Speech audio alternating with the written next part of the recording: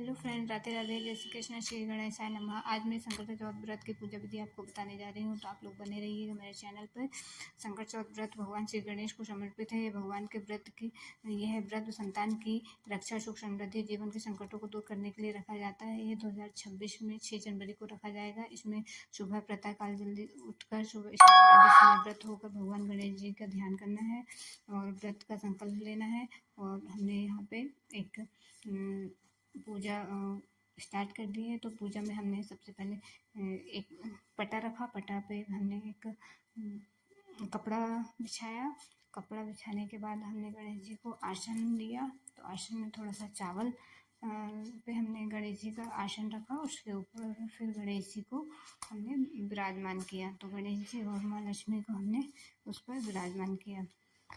उसके बाद हमने थोड़ा सा शुद्धिकरण किया। शुद्धिकरण करने में हमको आचमन करना पड़ता है। तो उसमें आचमन में हमने केशवाय माधवाय नमः, केशवाय नमः, नारायणाय नमः ऐसा 3 बार बोला जाता है।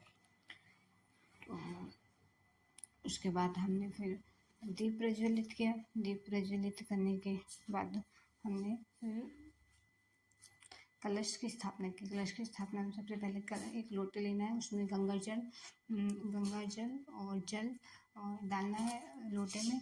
और उसमें स्वास्तिक बनाया। स्वास्तिक बनाने के बाद उसमें लोटे में हमको एक सुपारी, हल्दी और हल्दी की गांठ और सिक्का ये डालना है लोटे में। और उसके ऊपर लोटे के ऊपर मोली बांधना है। मोली बांधने के बाद उसके ऊपर 5 पल्लव लगाना है। 5 पल्लव तो मेरे पास थे नहीं, मतलब मैं पत्ते नहीं लेकर आ पाई थी, तो मैं ऐसे ही रखी। तो एक कटोरी में चावल लेना है। चावल ली और उसको मैंने उसके कलश के ऊपर रख दिया। तो आप लोग 5 पल्लव लगाइए, उसके ऊपर कटोरी पे चावल अनाज जो भी है वो रख सकते हैं। उसके बाद आप उसके ऊपर दिया भी लगा सकते हैं, लेकिन मैंने दिया नहीं लगाया था, मैंने दिया अलग से लगा लिया था। तो उसके बाद हमको कलश की स्थापना हो गई। सबका शुद्धिकरण करना है। तो हमें जल के छींटे देना सभी को। फिर हमने गणेश जी को कुमकुम लगाया, चंदन लगाया और अक्षत लगाया। फिर हमने दीपक की भी पूजा की और कलश की भी पूजा की, कुमकुम, चंदन और हल्दी से, और माँ लक्ष्मी की भी पूजा करी।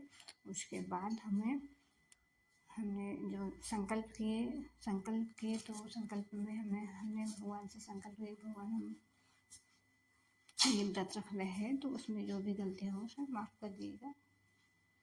और भगवान गणेश जी को दुर्वा पसंद है, तो हमने दुर्वा चढ़ाया। भगवान गणेश को दुर्वा के बिना भगवान गणेश की पूजा नहीं पूरी हो पाती, इसलिए दुर्वा और शमी पत्र तो चढ़ाना ही है भगवान को।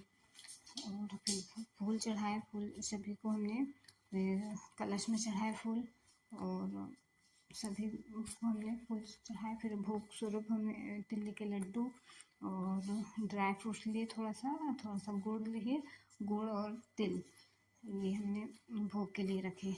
फिर हमने थोड़ा सा श्रृंगार का सामान रखे और भगवान को वस्त्र स्वरूप मोली और जनेऊ, भगवान गणेश जी को जनेऊ चढ़ता है, तो इसलिए आप लोग जनेऊ चढ़ाइएगा।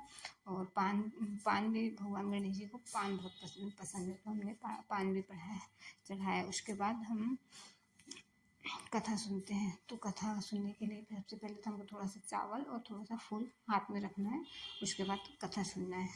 कथा सुनने के बाद हमने जो हाथ में तिल रखे थे, चावल तिल जो, तो वो हम एक लोटे में पानी रख के उस लोटे में तिल डाल के रखना है, ताकि शाम को जब अपन चंद्रदेव भगवान को अर्घ दे तो वही लोटा से उनको अर्घ देना है। उसके बाद हमने धूप दीप दिखाया और फिर आरती किया। तो आरती में हम जय गणेश जय गणेश देवा, माता जकी पार्वती पिता महादेवा, ये हमने भगवान गणेश जी की आरती कर ली। उसके बाद भगवान से क्षमा याचना मांगना है। तो क्षमा याचना मांगने के बाद क्षमा याचना मांग ली। उसके बाद भगवान फिर शाम को जब चंद्रदेव भगवान निकलेंगे, चंद्रदेव जब निकलेंगे तो अपन को शाम को फिर वो जो लोटा में तिल डाल के रखे हैं वही लोटे से अर्घ देना है। और इस प्रकार हमने पूजा पूरी हो चुकी है।